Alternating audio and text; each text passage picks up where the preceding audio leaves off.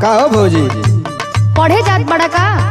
लौकत नहीं के इतना ड्रेस में बनी तो पढ़े न जाए कि क्या करे जाए? अरे बाप रे बाप, पढ़े में तो बड़ा ध्यान देले बड़ा। तब का तो के कुछ आवेला कि नहीं? बिना बोले हम पढ़े जाए ना।